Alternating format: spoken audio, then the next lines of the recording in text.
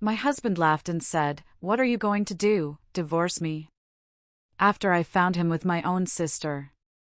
I didn't utter a word, just went to the bedroom and started packing. Their smirks vanished the moment they saw what I was putting into the suitcase. Can you imagine building your entire life, brick by beautiful brick, only to watch it all shatter in a single, gut-wrenching moment? And the people holding the wrecking ball? They were the two I loved most in the world. It's a story I never thought I'd tell, a betrayal so profound it still makes me wonder, how much can one person take?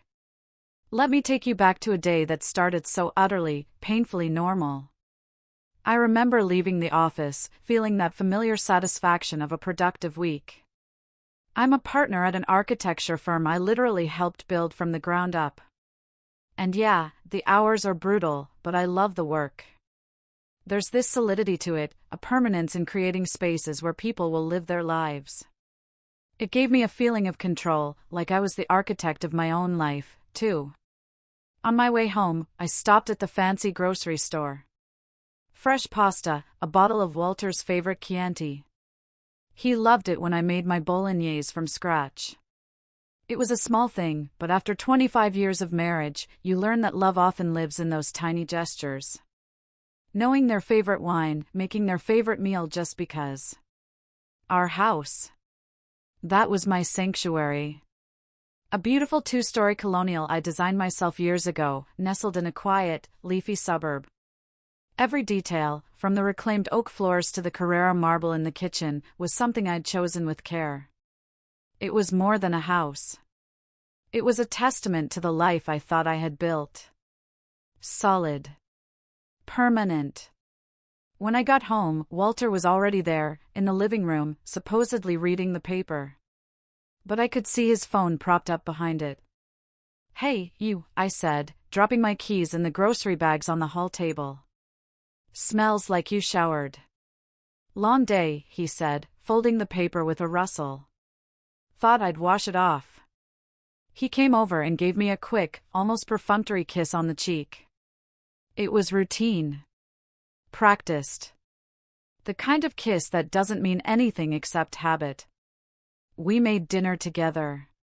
Or, more accurately, I cooked while he leaned against the counter, telling me about his day. His boss was a jerk, quarterly reports were a nightmare. The usual complaints. I listened, offered sympathetic noises, and chopped onions. It was the familiar dance of our evenings, a choreography we'd perfected over 2.5 decades. After dinner, we settled onto the couch. It was a plush, custom-made sectional, soft gray fabric that had taken me 6 months to choose. I remember thinking about that then, the absurd amount of time I'd spent on paint swatches, fabric samples, all to create this perfect, peaceful home. The gas fireplace was on, just for the ambience, its soft orange light flickering across the framed photos on the mantelpiece, our wedding, him looking so handsome and nervous, family vacations to the Grand Canyon, our faces windburned and smiling, my younger sister Brenda's college graduation, Walter and I beaming with pride. A whole life, captured in polished silver frames. I was 52. An age where you believe the foundation of your life is set in stone. You've weathered the storms. You've raised your hypothetical children. You've settled into the comfortable, predictable rhythm of a long marriage. You think you know the person sitting next to you better than the back of your own hand. I picked up a design magazine, and Walter was on his phone. He was supposed to be looking up reviews for a new French restaurant to celebrate our anniversary. 25 years. A quarter of a century. It felt monumental. A milestone that deserved champagne and celebration. But he wasn't looking at restaurants. His phone buzzed.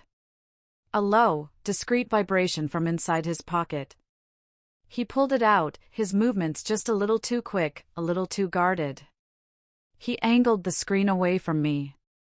A subtle shift of his body that screamed secrecy.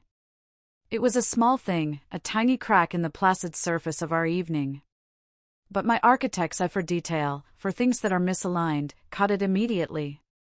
Then he smiled. It wasn't his usual smile. Not the tired, end-of-day smile he gave me, or the polite, thin-lipped smile for the neighbors.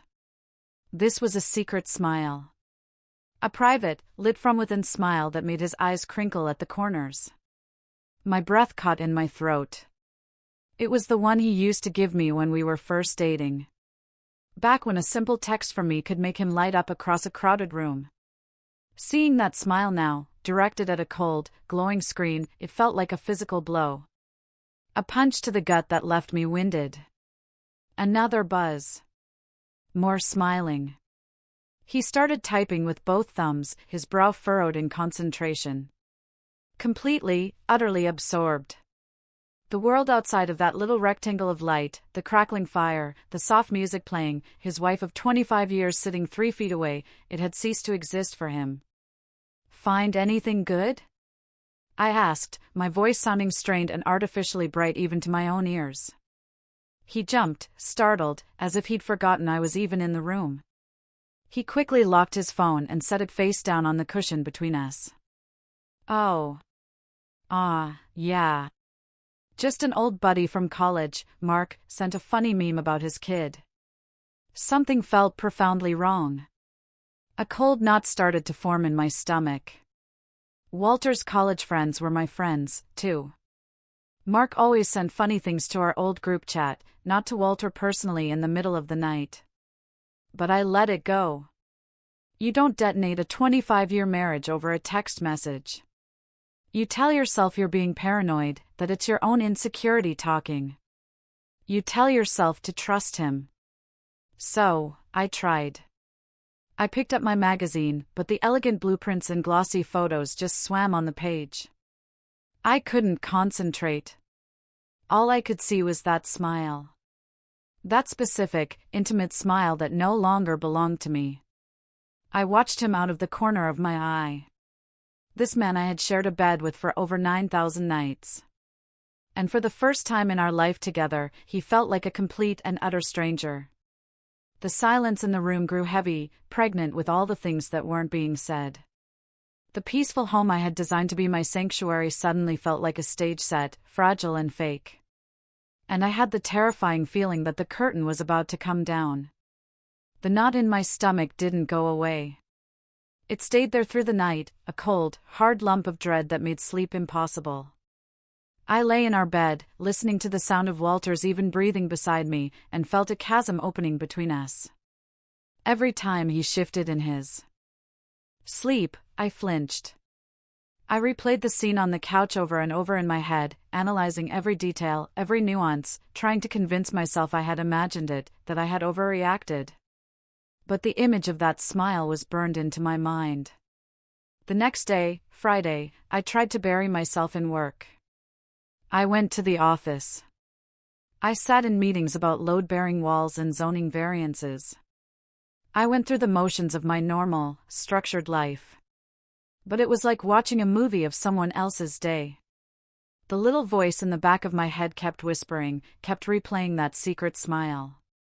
I told myself I was being ridiculous. I was a grown woman, a partner in a successful firm, not some hysterical, insecure teenager. But the feeling wouldn't go away. That evening, the fragile piece I had tried to reconstruct was shattered for good. The evening started with a tense, almost suffocating normalcy. I suggested we order takeout, not having the energy to cook. Walter readily agreed, maybe a little too quickly. He seemed eager to keep things simple, to avoid any real conversation. We ate in front of the TV, watching some mindless sitcom. The sound of the canned laughter filling the space where our own conversation should have been. After dinner, I was in the kitchen, rinsing the plates. Walter was leaning against the counter, scrolling through his phone again. The same posture, the same intense focus. I tried to ignore it. I told myself it didn't mean anything. His phone buzzed. A loud, clear notification sound this time. He'd left the volume on.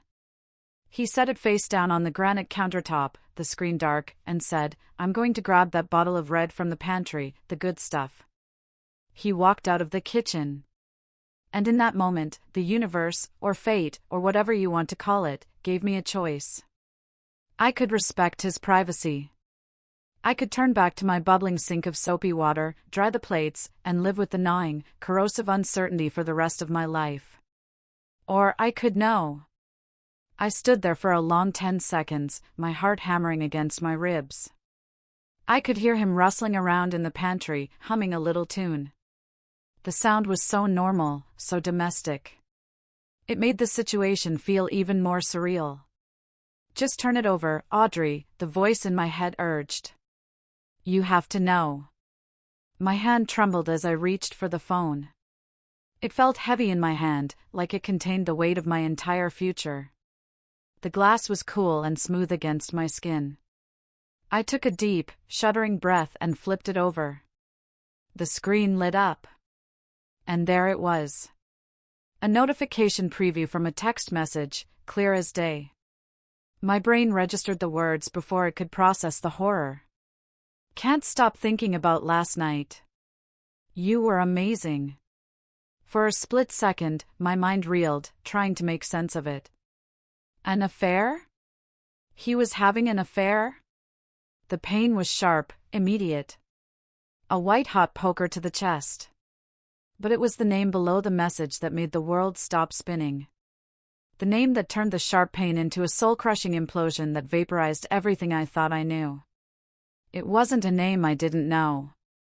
It wasn't some stranger, some coworker, some random woman I could hate from a distance. The name was Brenda. My sister. My baby sister. The little girl whose scraped knees I had bandaged. The awkward teenager I had coached through her first date. The maid of honor at my wedding who had given a tearful speech about how I was her hero. The woman whose photo was on my mantelpiece, smiling her bright, beautiful smile right next to mine. I couldn't breathe. The air was sucked out of my lungs as if by a vacuum. The sound of the running water in the sink faded into a dull, distant roar in my ears. I stared at the name, my sister's name, on my husband's phone next to those words, and my reality fractured into a million jagged pieces. It wasn't just a crack in the mirror anymore. The mirror had been smashed to dust, and the reflection staring back at me was a woman I no longer recognized, living a life that was a complete and utter lie. I heard the pantry door open. I heard Walter walking back towards me, the bottle of wine clinking against the corkscrew in his hand. He was still humming that little tune, completely and utterly oblivious. And I just stood there, frozen, holding the evidence of their unimaginable betrayal in my hand, the heat from the phone burning like a brand against my palm. Time seemed to slow down to a thick, syrupy crawl. I could feel the cold of the granite countertop seeping into my fingertips where I gripped the edge for support. The only thing keeping me upright. Walter stopped humming when he saw my face. The casual smile dropped from his lips. "Audrey, what is it? You look like you've seen a ghost." I tried to speak, but no sound came out. My throat had closed up. I just turned the phone around, my hand shaking so violently the screen seemed to vibrate, and held it out for him to see. His eyes scanned the screen. I watched his face, desperately searching for any sign of remorse, of panic, of shame. There was nothing. I saw a flicker of annoyance, quickly masked.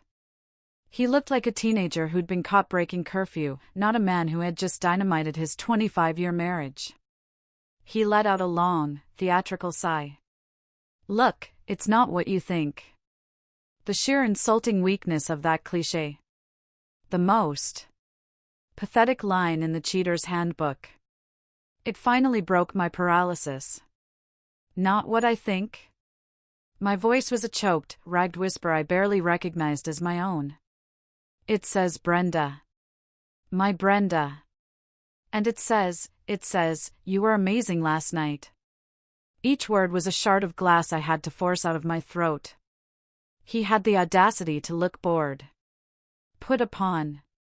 He gently took the phone from my trembling hand and slipped it into his pocket, as if hiding the evidence would make it disappear. "You're overreacting. You're being dramatic." "Dramatic?" I whispered. Just then, the back door clicked open. And in walked Brenda. She was carrying a bag from a local bakery. A bright, cheerful smile on her face. "Hey, I was in the neighborhood and thought I'd bring dessert. They have that lemon tart you love, Audie." She used my childhood nickname, and the sound of it on her lips now was a desecration. Her smile faltered as she took in the scene. She looked from my ashen face to Walter's tense posture. A quick, calculating glance between the two of them. And in that single, fleeting glance, I saw everything. There was no surprise, no confusion, just recognition. She knew. Of course, she knew. She wasn't an innocent party caught in the crossfire. She was the other combatant. I looked at my little sister. The woman whose secrets I had kept, whose tears I had dried, whose life I had celebrated as if it were my own. "Brenda," I whispered, the name tasting like ash and poison in my mouth. She didn't even try to deny it. She leaned against the doorframe, setting the bag with the tart on the floor. A slow, smug little smirk played on her lips. She looked at Walter, and he looked at her, and a silent, triumphant conversation passed between them. And then it happened. The thing that broke me. The thing that killed the last shred of hope in my heart. Walter started to laugh. It wasn't a small, nervous chuckle. It was a full, deep-bellied laugh. A laugh of pure, unadulterated mockery. Of relief that the secret was finally out.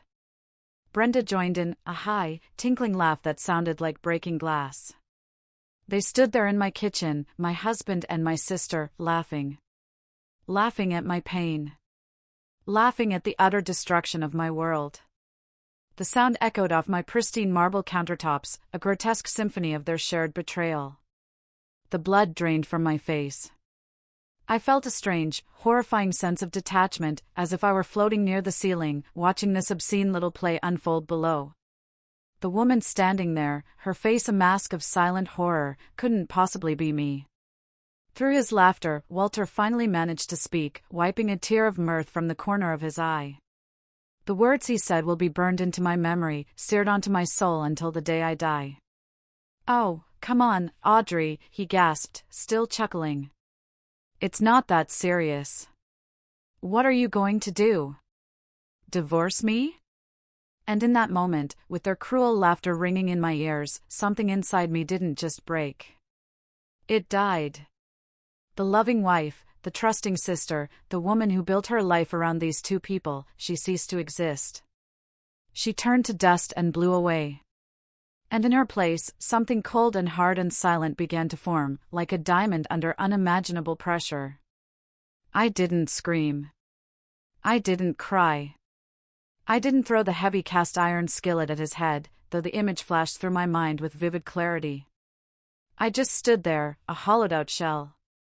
The laughter eventually died down, sputtering out into awkward silence when they realized I wasn't reacting. They looked at me, a little confused now, their shared amusement giving way to a flicker of uneasy uncertainty. "Audrey, say something," Walter said, his tone still light, but with an underlying edge of command. He was used to me reacting, to us talking things through. My silence was a variable he hadn't accounted for. I didn't. I turned my back on them. A simple, deliberate movement. I walked out of the kitchen, through the dining room with the long mahogany table where we'd hosted so many family Thanksgivings, and started up the grand, curving staircase.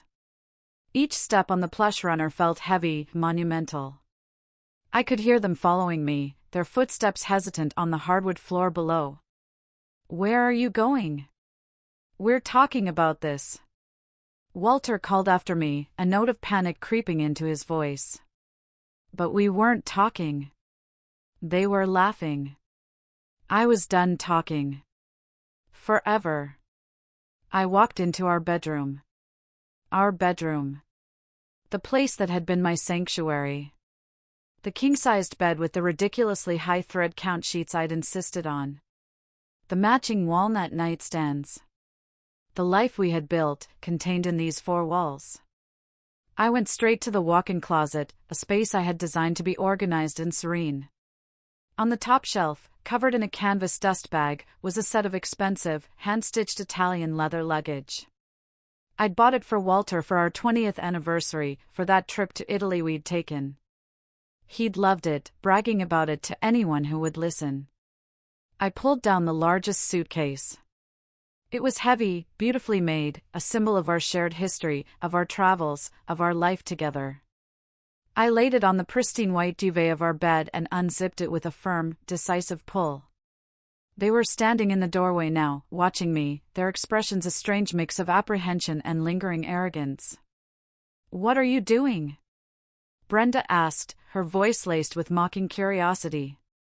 "Packing his bags for him? Kicking him out? A little dramatic, don't you think?" I ignored her. I walked over to my side of the closet.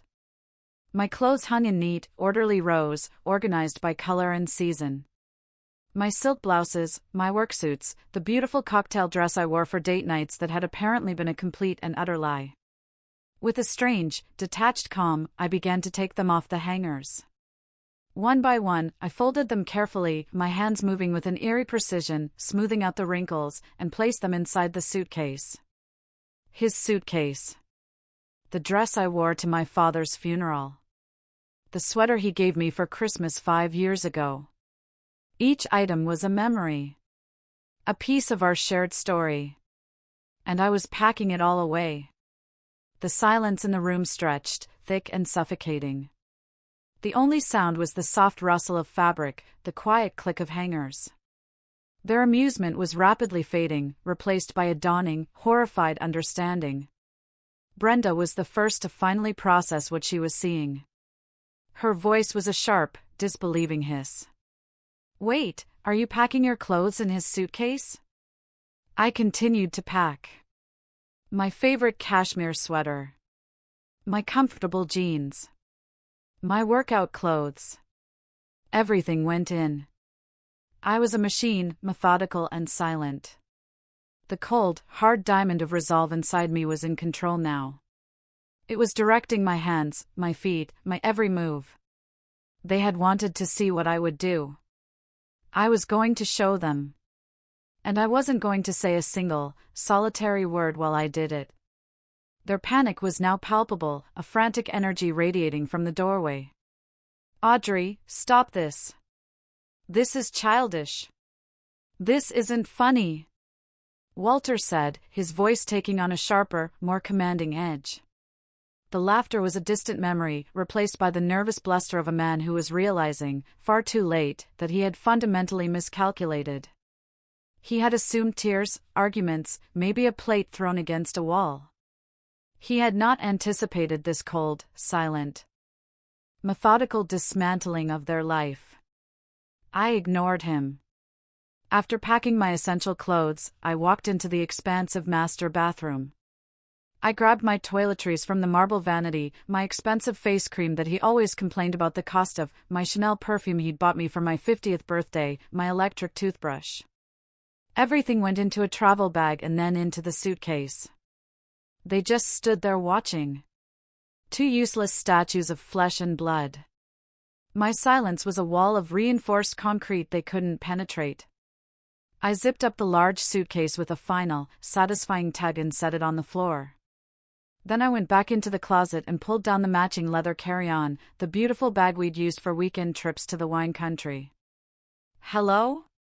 Earth to Audrey. Are you seriously giving me the silent treatment?" Walter's voice was getting louder, bordering on a shout. "So, I messed up. It's a big deal, I get it. But you don't just do this. You don't throw away a family. Our family. You torched our family and used the flames to keep you warm," I thought, as I started packing my shoes. I packed my laptop, my work files, the antique silver picture frame from my desk that held a photo of my parents. As I packed, I sat on the edge of our bed, the bed where I had slept trustingly beside a liar for who knows how long, and pulled out my phone. My fingers were surprisingly steady. Walter and Brenda exchanged a nervous glance.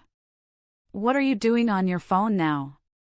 Brenda asked, her voice shrill. I opened my banking app. It was a blessing, really. A stroke of karmic justice that I had always been the one who handled our finances. I was the architect, the planner, the one who managed the investments and paid the bills. The house was in my name.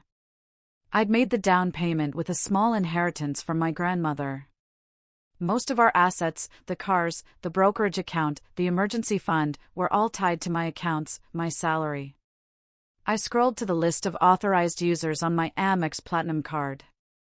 There was his name, Walter Thompson.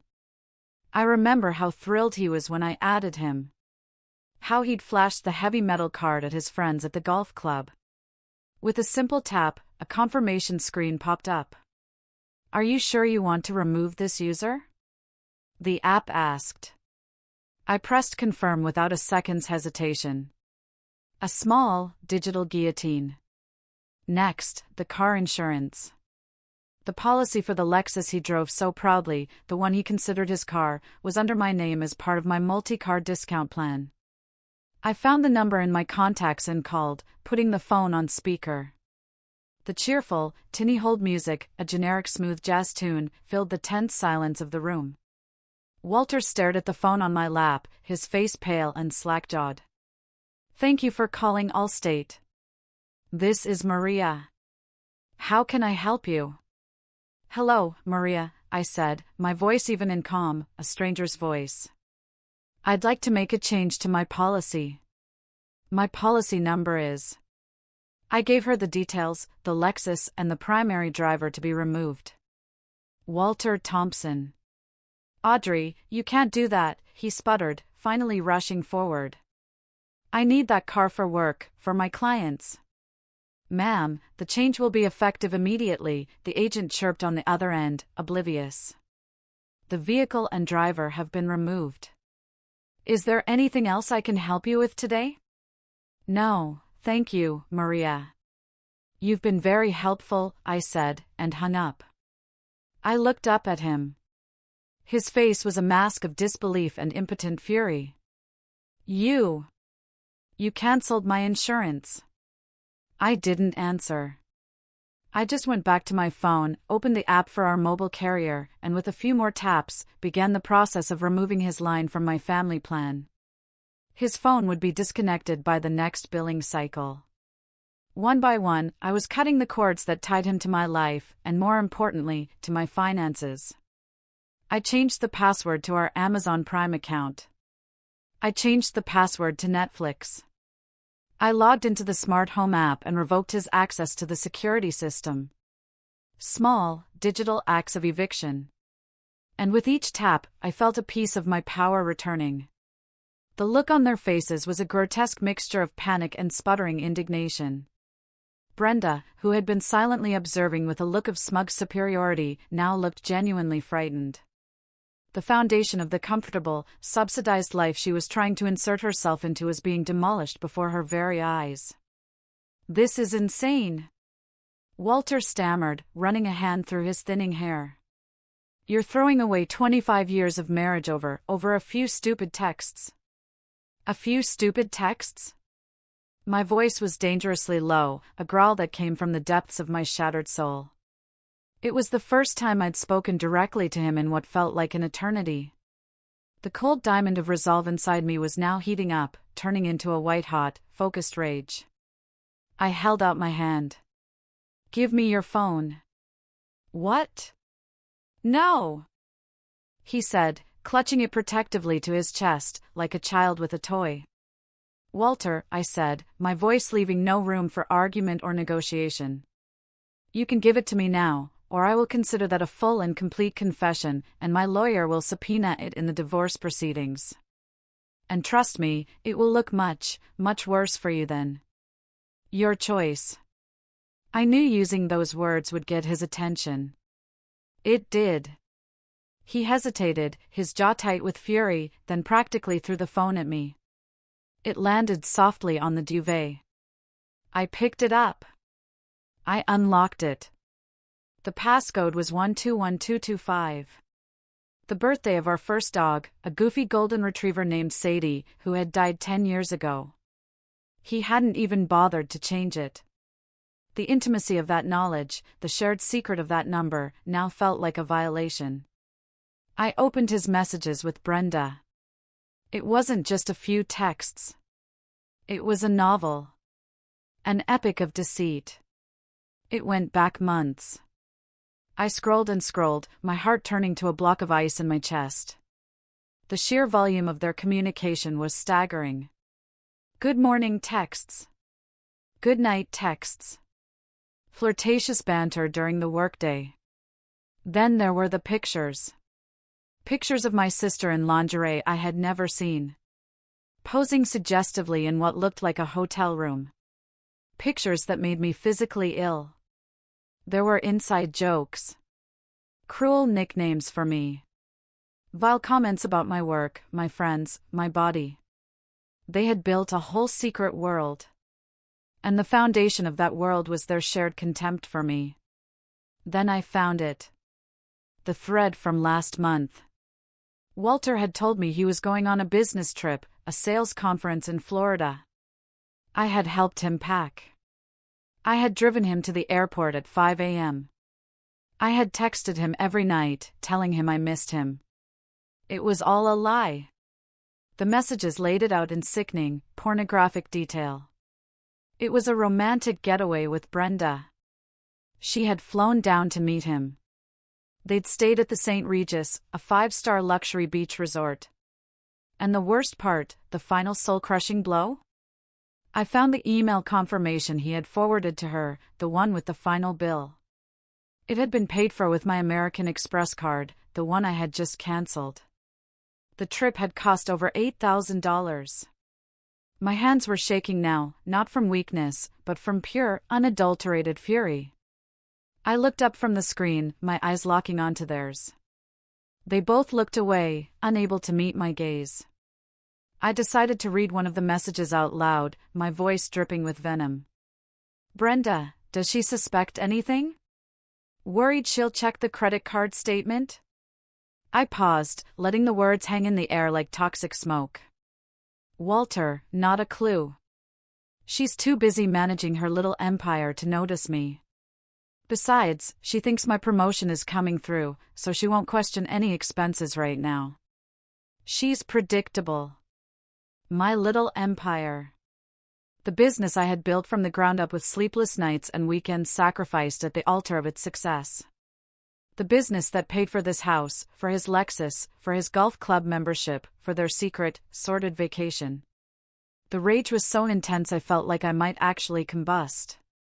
You took my money, I said, my voice shaking with the effort of keeping it level, to take my sister on a vacation while lying to my face about a promotion that was never even real. Walter had the nerve to look ashamed for a fleeting second. Brenda, however, just crossed her arms, her chin jutting out in defiance. He deserved a little fun, she said, her voice dripping with poison.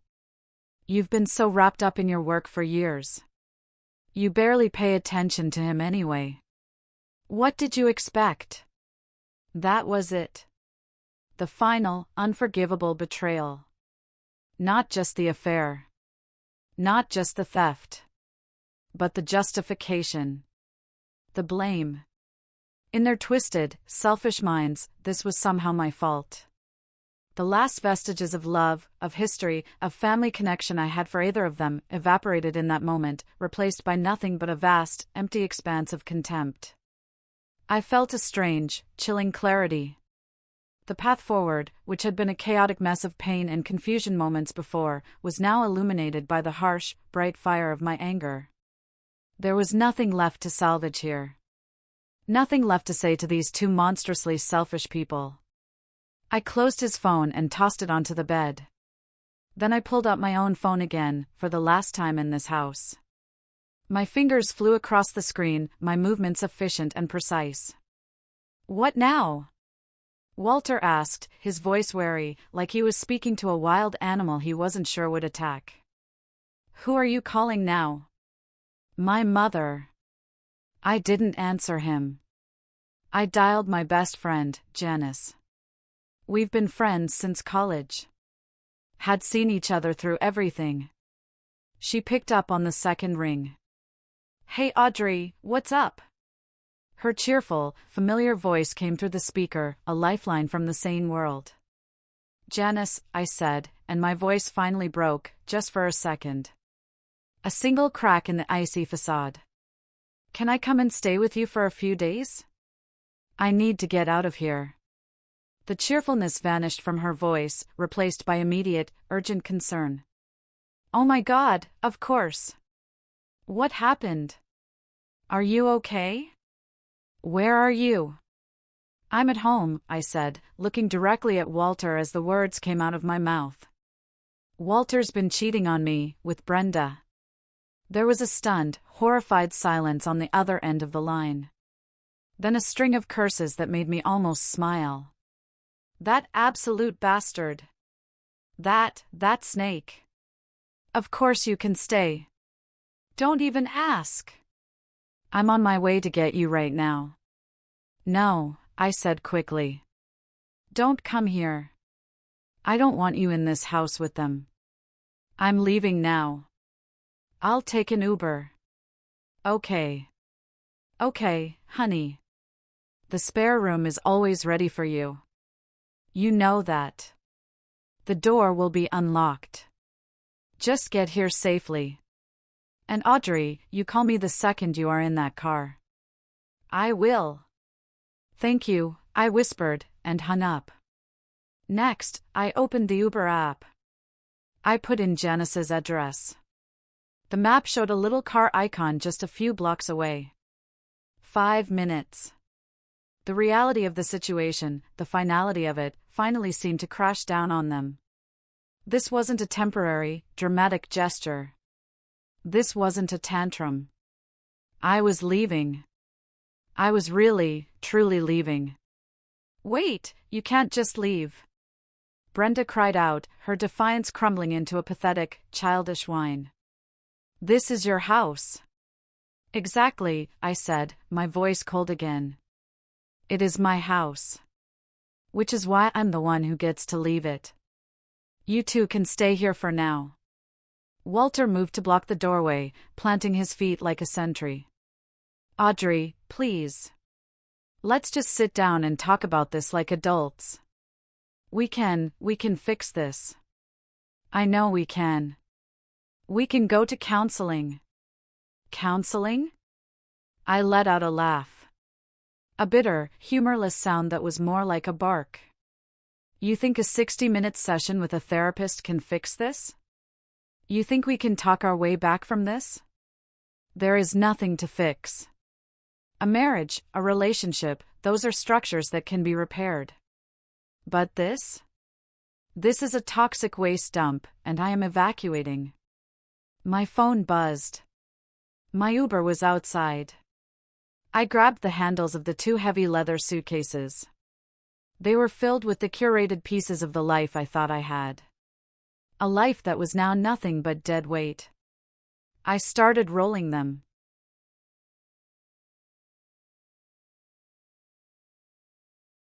Towards the bedroom door.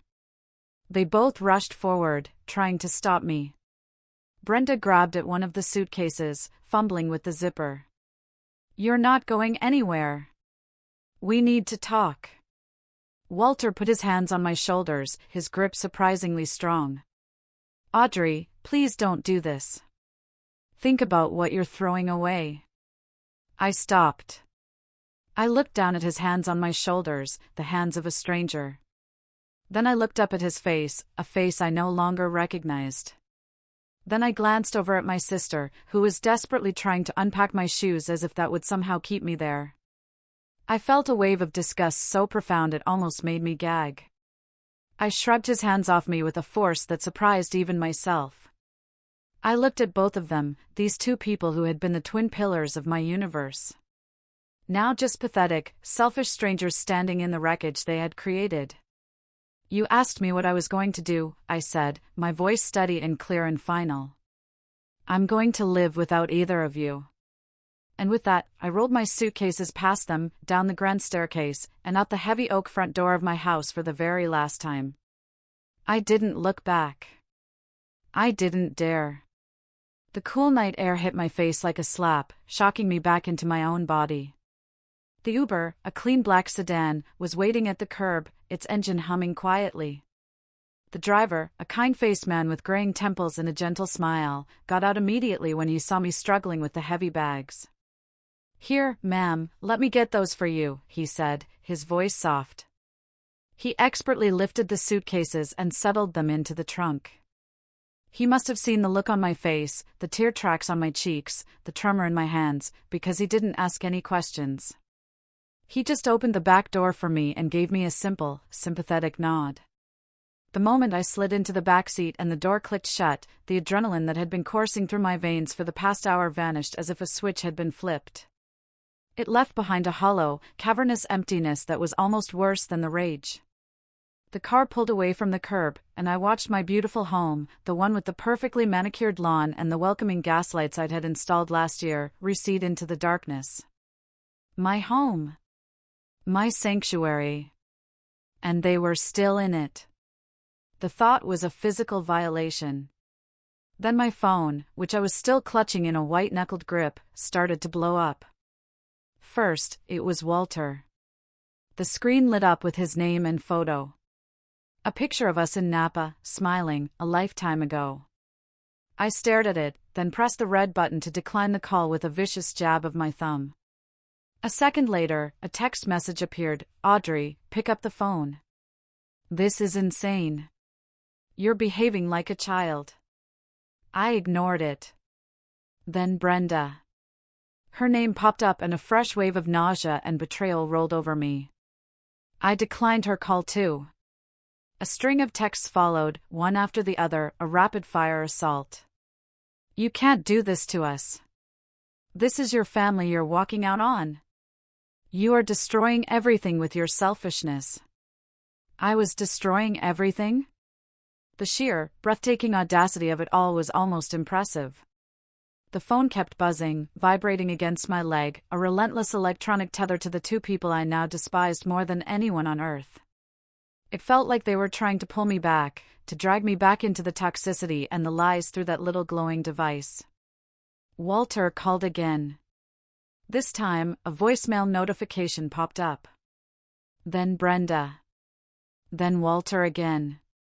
I watched the screen light up with their names flashing in the dark car like warning signals. With 2 decisive taps, I found their contacts. And I blocked them. The buzzing stopped. The silence in the car was suddenly deafening, broken only by the soft hum of the tires on the asphalt.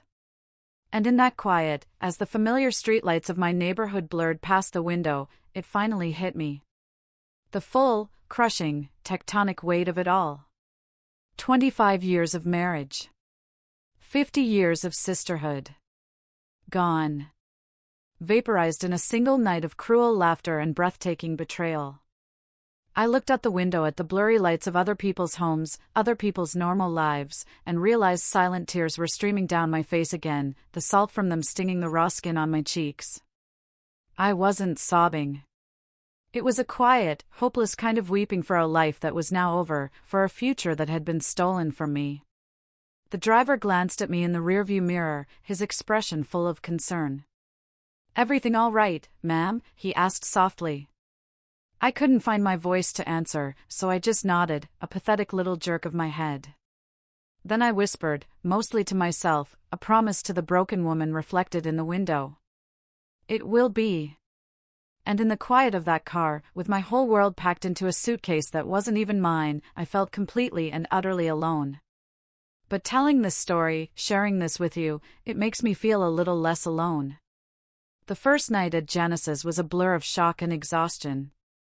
She met me at the door, wrapped me in a huge hug, and didn't let go for a full minute. She didn't press me for details, didn't ask 1,000 questions. She just guided me to her spare room, a cozy, safe space, and brought me a cup of tea and a Xanax. I think I slept, but it was a restless, dream-filled sleep, haunted by the sound of their laughter. I woke up on Saturday morning feeling like I'd been in a car crash. Every part of me aching. But the cold core of resolve inside me was still there. It had hardened overnight into something unbreakable. Janice was my rock. She sat with me at her kitchen table while I stared into a coffee cup. And when I was ready, she didn't offer platitudes. She offered a plan. "Okay," she said, her voice firm. "What's the first step?" "A lawyer," I said, my own voice surprising me with its steadiness. "Not just any lawyer. The best, most ruthless divorce lawyer in the city." Janice nodded, already typing on her laptop. "I know a guy. They call him the Shark. He handled my cousin's nasty divorce." By 9 a.m. on Monday morning, I was sitting in the sterile, overly air-conditioned office of Mr. Arthur Henderson, a man with a shock of white hair, piercing blue eyes, and a reputation for being a shark in a $3,000 tailored suit. I needed a shark. The office was on the 40th floor, with a panoramic view of the city I had helped build. I felt a small, grim sense of irony. I told him everything. I laid it all out on the polished surface of his mahogany desk. The 25-year marriage, the fact that I was the primary earner with documentation to prove it. The house in my name, purchased with my inheritance. I explained the financial entanglement, the cars, the accounts. Then I told him about Walter and Brenda and the events of Thursday night. I had saved the texts from their friends and the unblocked numbers. I played him the voicemail messages they had started leaving, a pathetic, chaotic mix of feigned remorse, angry accusations, and desperate pleading. Mr. Henderson listened patiently, his face impassive, occasionally jotting down a note on a yellow legal pad. He didn't interrupt. When I finally finished, my throat raw, he took off his gold-rimmed glasses and polished them slowly with a silk cloth. "Well, Audrey," he said, his voice calm and deeply reassuring. "This is a mess. A heartbreaking, despicable mess. But from a legal standpoint, it's remarkably clean." He confirmed what I already suspected. Since I was the sole owner on the deed to the house, Walter and Brenda were, in legal terms, tenants at will with no lease. They were my guests, and their invitation had been well and truly revoked. "We will begin the divorce proceedings immediately, citing adultery with extreme prejudice," he explained, his voice crisp and professional. "We will also file for an emergency order to freeze all joint assets, though it sounds like there are very few. And most importantly, we will serve them with a formal, legally binding eviction notice. They will have 30 days to vacate your property. If they refuse, we will have them removed by the county sheriff." The words felt both terrifying and empowering. Eviction. Sheriff. This was real. This was the mechanism of my freedom. He drafted the papers right there, his paralegal flying into action. The formal notice was dispatched with a process server that very afternoon. I paid the extra fee to have it served immediately. I pictured the scene, a stern-looking stranger showing up at the door of my beautiful house and handing them the crisp, cold legal documents, demanding they leave. Their reaction was immediate and nuclear. My phone, which had been blissfully quiet since I blocked them, started vibrating with notifications from unknown numbers and newly created email addresses. They had resorted to new tactics to bypass my blocks. The emails were a torrent of rage and delusion. From Walter, using a new Gmail account, an eviction notice? After everything I've given to this family? After all the support I've given your career? You'll be hearing from my lawyer. You can't just throw me out on the street. I have rights. From Brenda, from an equally new account, you are a cold, heartless monster. I am your sister. I have rights as a resident. I'm not going anywhere. This is my home too, now. I forwarded every single message to Mr. Henderson with the simple note for your files. He replied almost instantly, "Excellent. Every message is another nail in their coffin. Keep documenting everything." The battle lines had been drawn. They thought they could bully me, that they could intimidate me into backing down with empty threats. They had forgotten who they were dealing with. They had forgotten that I was the one who built the empire they were so comfortably squatting in. And I was about to remind them, with the full force of the law behind me. I knew it was coming. I had been dreading it more than the confrontation with Walter and Brenda, more than the meeting with the lawyer. The phone call. It came on a Saturday morning, a week after I'd left. I was at Janice's kitchen table, sketching designs for a new project on a notepad, trying to find some semblance of normalcy in the meticulous, ordered world of lines and angles. The phone rang, and the caller ID showed a number I knew as well as my own. Mom. My hand hovered over the phone. A part of me, the wounded child part, wanted to just let it ring, to retreat back into the safe cocoon of silence I was building around my shattered heart. But the architect in me, the part that confronts problems head-on, knew I couldn't. I had to face this. I took a deep, fortifying breath and answered, "Hello, Mom." "Audrey." "Thank God." Her voice was frantic, breathless, with a manufactured drama I knew all too well. "I've been calling and calling. Brenda finally told me what happened. She said you had some sort of breakdown, some horrible misunderstanding, and you kicked them out of the house." A breakdown. A misunderstanding. That was the story they were spinning. Of course. It painted me as the unstable one, them as the victims. It was masterful in its cruelty. "That's not what happened, Mom," I said, my voice tired, devoid of the energy needed for this fight. "Audrey, how could you do this?" She barreled on, not listening, her words a tidal wave of guilt. "He's your husband for 25 years. And Brenda, my God, Audrey, she is your sister, your baby sister." She called me sobbing. Said she has nowhere to go. You can't just throw your own sister out on the street. The injustice of it all was like a physical blow. The fact that her first concern was for the perpetrator, not the victim. "Mom," I said, my voice getting colder. "Did they tell you why I left? Did they tell you that I found them together? That they've been having an affair for months, behind my back, in my house, spending my money?" There was a pause. A short, telling silence. I could hear her taking a shaky breath. "Well," she finally said, her voice softer, but still laced with reproach. "Brenda said it was a mistake. A terrible, terrible mistake. She feels awful. People make mistakes, Audrey. Good people. Family is supposed to forgive. You can't just throw away a 25-year marriage and your relationship with your sister over one mistake." "One mistake?" I repeated, my voice dangerously quiet. "Mom, it was not one mistake. It was hundreds of mistakes, hundreds of lies every single day. And when I confronted them, they laughed in my face. They stood in my kitchen and they laughed. Brenda is very fragile right now," my mother continued, her voice taking on a whiny, pleading tone I despised. "She's always looked up to you. And Walter is your husband. For better or for worse, remember your vows.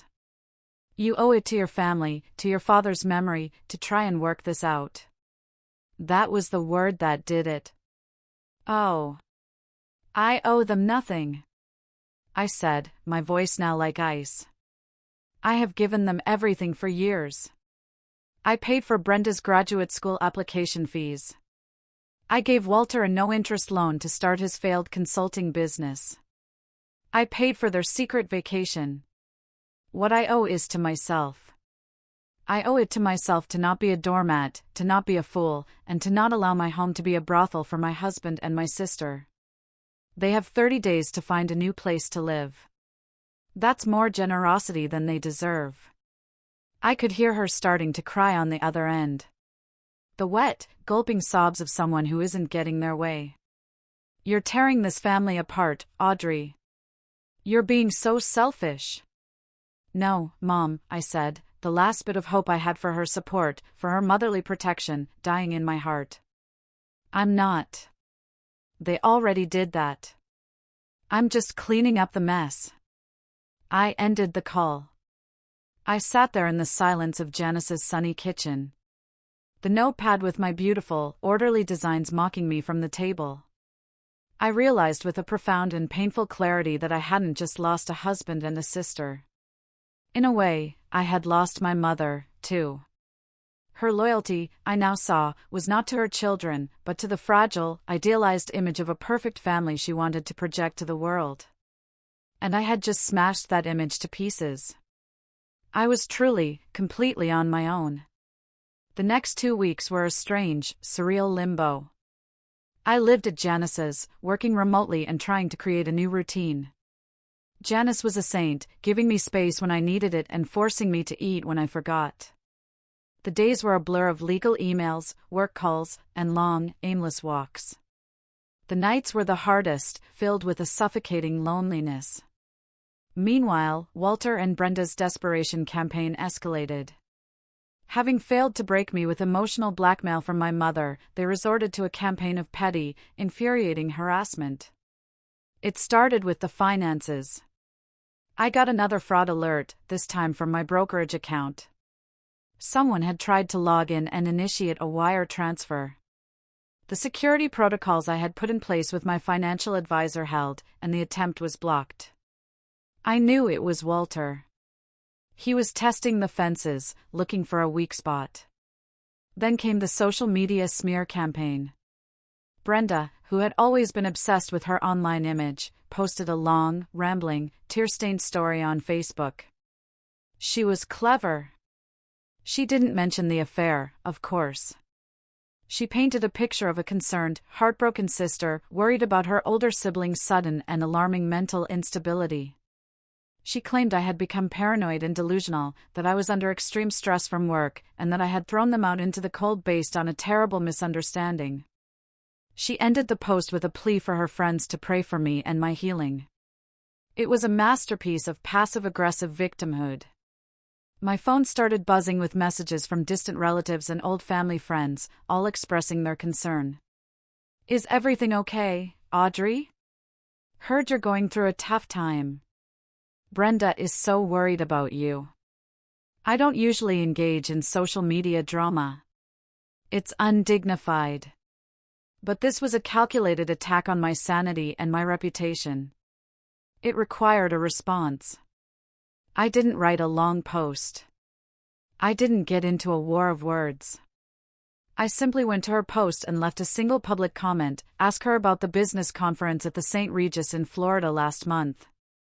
Then ask her who paid for it. I have the credit card receipts charged to my account. It seems misunderstandings are quite expensive these days. The comments section exploded. People started asking questions. Within an hour, Brenda's entire post and all the comments had been deleted. But they weren't done. The pettiness escalated into the bizarre. My weekly grocery delivery from Fresh Market was mysteriously cancelled. My subscription to the New York Times was suspended for non-payment, even though it was on autopay. A dozen pizzas showed up at Janice's front door one night, ordered in my name. Small, incredibly childish things designed to disrupt my life and get under my skin. Each time, I calmly fixed the issue. I called the credit card company and disputed the charge for the pizzas. I reinstated my subscriptions with new payment information. And I documented everything. Every cancelled subscription, every fraudulent pizza order, every manipulative social media post. I created a folder in my email and sent a summary to Mr. Henderson every evening. His replies were always brief and encouraging. "This is excellent. They are building our case for us." They thought they were harassing me into submission. What they were actually doing was methodically documenting their own instability and malice. They were so blinded by their own entitlement and rage that they couldn't see they weren't fighting me anymore. They were fighting themselves. And they were losing, badly. Each petty act was another shovel full of dirt on their own graves. The harassment was a constant low-level hum of stress in the background of my life. I was becoming numb to it, learning to treat it as a logistical problem to be solved rather than an emotional assault. I was focusing on my own path forward. I spent my days at Janice's, working remotely, and I started the painful but necessary process of untangling my life. I was also looking at new apartments online, scrolling through listings for smaller, brighter places just for me.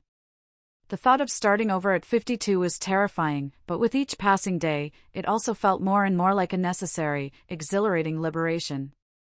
Then they crossed a line.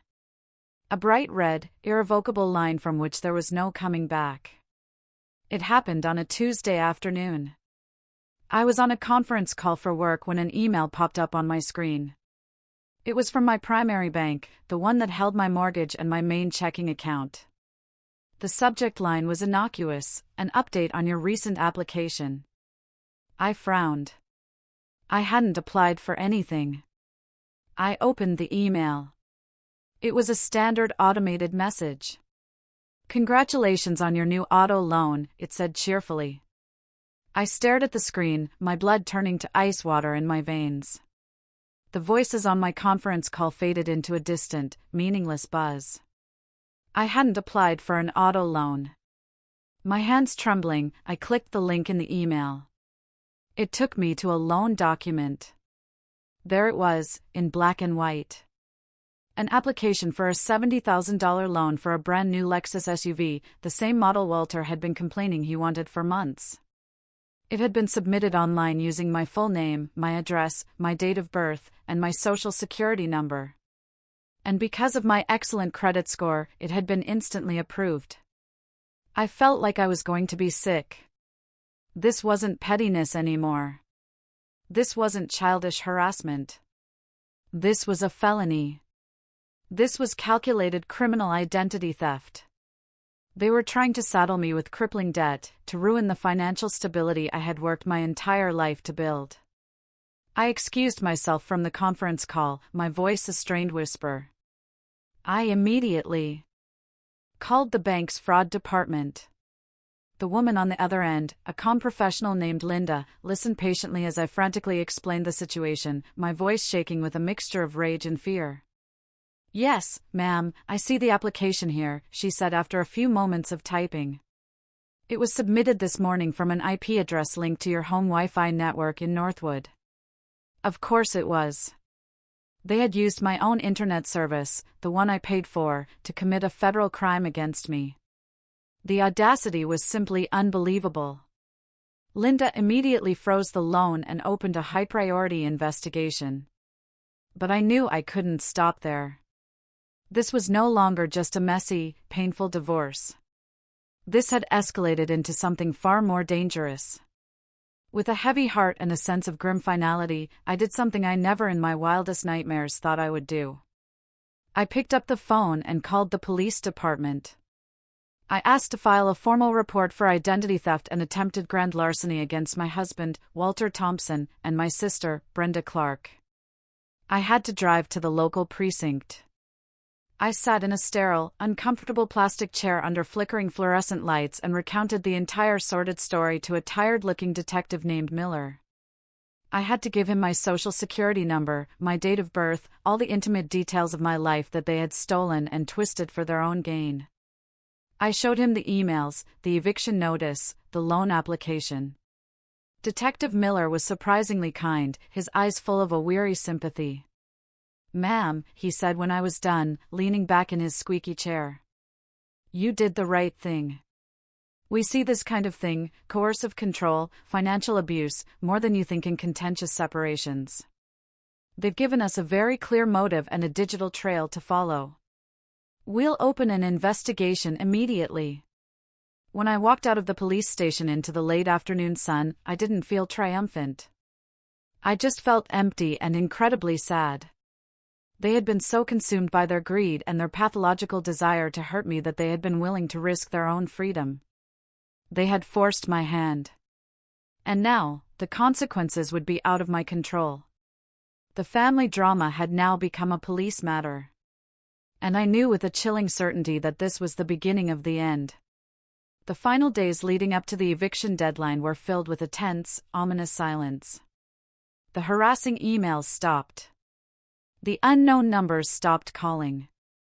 It was the calm before the storm, a dead, heavy quiet that was more unsettling than their noise had been. I spent the time in a flurry of activity, finalizing the lease on a new apartment and arranging for movers, trying to focus on the future instead of the impending confrontation. The 30th day arrived. It was a gray, overcast Friday morning, the sky threatening rain. Mr. Henderson had arranged for me to meet him at the house at 10 a.m. to formally retake possession. He had been adamant, "Do not go alone, Audrey. I will be there, and I have already coordinated with the local sheriff's department. 2 deputies will meet us there as a civil standby." When I pulled up to my own street, a street I had lived on for 15 years, my heart was pounding a frantic, painful rhythm against my ribs. I saw Mr. Henderson's black Mercedes parked behind 2 official-looking sheriff's department vehicles. He was waiting for me on the sidewalk, his face grim, a leather briefcase in his hand. "They're still inside," he said quietly as I walked up. They refused to answer the door for the deputies. My stomach churned with a mixture of fear and anger. I had hoped, foolishly, that they would just be gone, that they would have packed their things and slunk away in the night, leaving me to pick up the pieces in peace.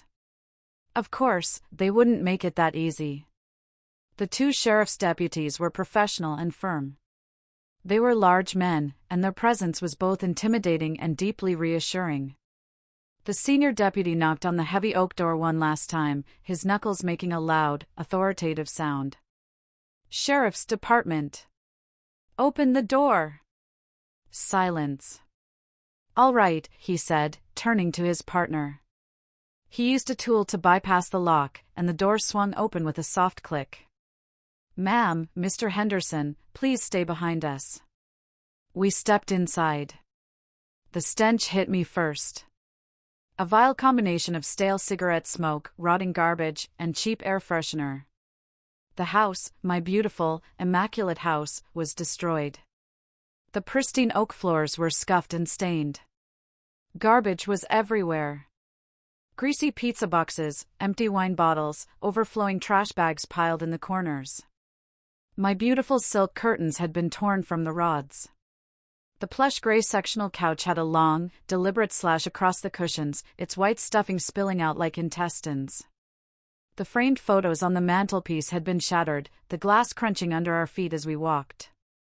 My life in silver frames, smashed to bits. And on the living room wall, right above the fireplace, scrawled in what looked like bright red lipstick, were the words, "Money-loving witch." I felt a wave of dizziness and leaned against the doorframe for support. This wasn't just a mess. This was malice. This was a deliberate, hateful act of desecration. We found them in the master bedroom, sitting on the edge of the bare mattress, which was also stained. They were surrounded by a few hastily packed bags. They looked pathetic, defeated. Their once beautiful clothes were rumpled, their faces pale and drawn. The arrogance was gone, replaced by a sullen, childish resentment. "You need to vacate the premises immediately," the senior deputy said, his voice booming in the trashed room. Walter just stared at the floor, refusing to look at me. But Brenda, my sister, looked up, her eyes filled with a venomous, unadulterated hatred. "I hope you're happy, Audrey," she spat, her voice cracking. "You've destroyed everything." "I didn't destroy anything, Brenda," I said, my voice shaking but clear. "I just turned on the lights." Just as the deputies were preparing to escort them out, there was a knock on the open front door. 2 new figures appeared in the hallway. They were dressed in plain clothes, a man and a woman, and they held up badges in leather wallets. "Detectives," the man said, his eyes scanning the room. "We're here to speak with Walter Thompson and Brenda Clark." A new kind of fear, cold and sharp and utterly different from the fear of eviction, flashed across Walter's and Brenda's faces. This wasn't about the house anymore. The lead detective, who I recognized as Detective Miller from the precinct, turned to them. "We have a warrant to search the premises and seize any electronic devices. This is in relation to an ongoing investigation into felony identity theft and bank fraud." Brenda started to cry, a high, wailing, theatrical sound. Walter just sagged, as if all the bones had been removed from his body. He looked 20 years older. The detectives read them their Miranda. Writes, the familiar words from 1,000 TV shows, now a chilling reality in my own bedroom. They placed my husband and my sister in handcuffs. As they were led out of the house, past the wreckage of the life we had once shared, Walter finally looked at me. There was no anger in his eyes, just a hollow, empty despair. He knew it was over. All of it. I stood there in the middle of my ruined home and watched them being placed into the back of separate, unmarked police cars. I didn't feel happy. I didn't feel victorious. I just felt an overwhelming, profound sense of quiet, blessed relief. The storm had finally passed. The house was a wreck, but it was my wreck, and it was finally quiet. The months that followed were a painful, methodical process of cleaning up. There was the physical cleanup, which required a professional crew who specialized in biohazards and property damage. It took weeks. There was the legal cleanup, which involved endless meetings with Mr. Henderson, insurance adjusters, and the district attorney's office. And then there was the emotional cleanup, the hardest part of all, which is still ongoing. The legal case against them was a slam dunk. The detectives found the loan applications and a host of other incriminating evidence on Walter's laptop, which had been seized from my bedroom. Faced with irrefutable digital evidence, both he and Brenda took a plea deal to avoid a longer, more public trial. They avoided prison time, a fact that initially angered me, but Mr. Henderson helped me see it differently. A trial would have been a circus, Audrey, he'd said. This is cleaner, and the consequences are still severe. He was right. They were each sentenced to 5 years of probation, ordered to pay restitution for the damages to the house, and had to complete 500 hours of community service. They both now had felony criminal records. Their professional and personal lives were in ruins. Walter was fired from his job. Brenda's nursing license was put under review. They had become pariahs. The divorce was finalized quickly and quietly thanks to their criminal actions and the mountain of evidence of adultery and financial abuse. Walter got nothing. The house, the savings, the investments, my 401k, my pension, they were all protected as my premarital assets and personal earnings.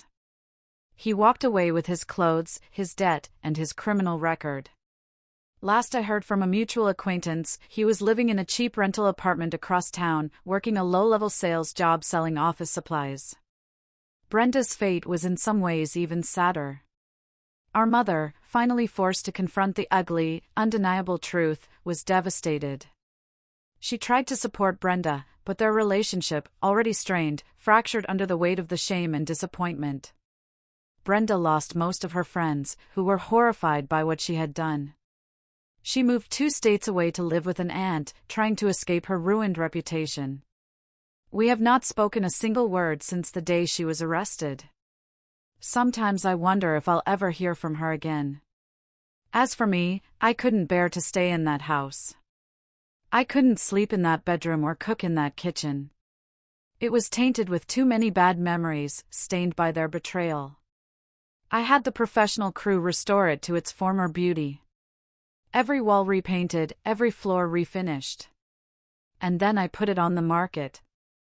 It sold in a week. I took the proceeds and bought a small, sunny 2-bedroom apartment in a modern high-rise in the city. It has a balcony that overlooks the park, and it's all mine. The day I moved in, carrying a single box of my most treasured belongings, I felt a sense of peace I hadn't felt in years. I spent weeks decorating it.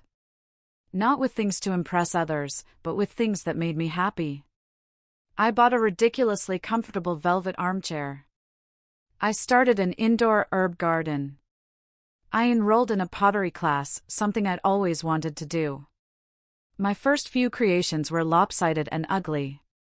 But the feeling of the cool, wet clay spinning in my hands, of creating something new from a lump of earth, felt like a powerful metaphor for my own life.